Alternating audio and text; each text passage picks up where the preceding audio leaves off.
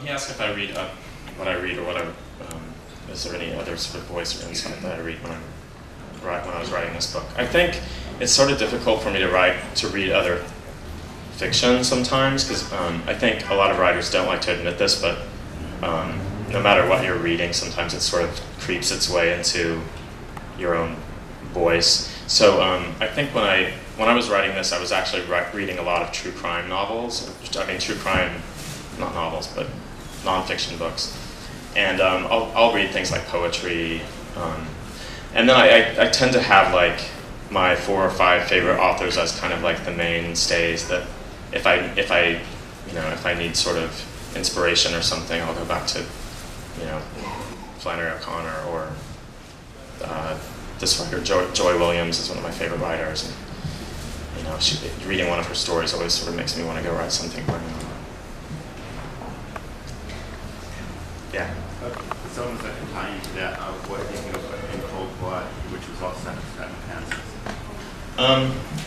I love Truman Capote. When I was a kid, my sister and mom and I actually took a road trip out to Holcomb to see the house.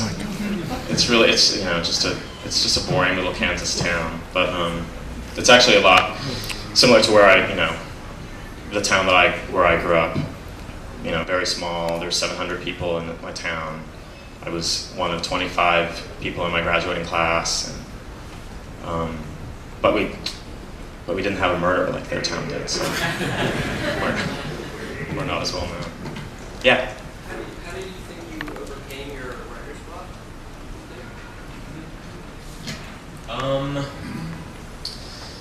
Weirdly, one of the main things that got me off my writer's block was the movie of Mysterious Skin. I'm not really sure why.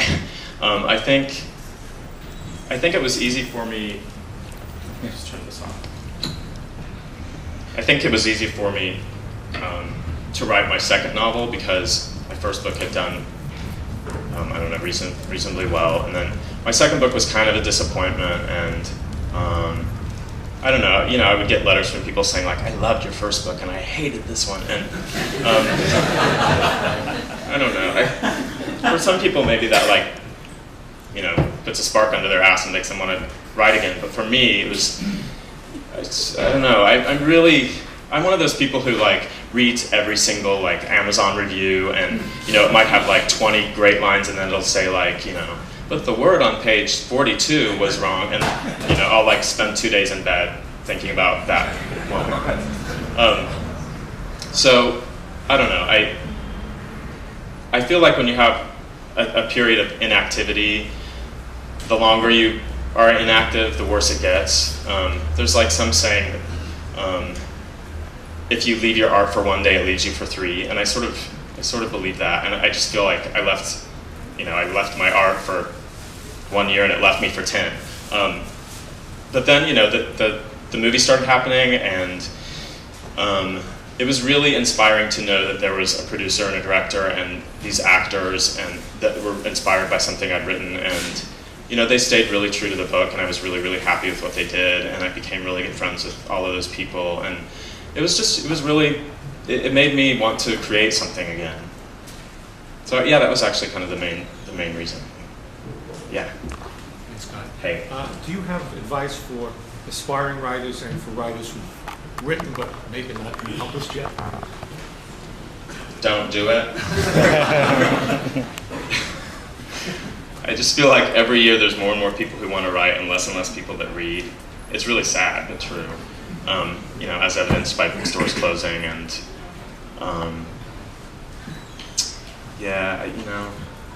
I sometimes wish I'd done something else. It's a really lonely career to have, and it just seems like you do a lot of work, and it's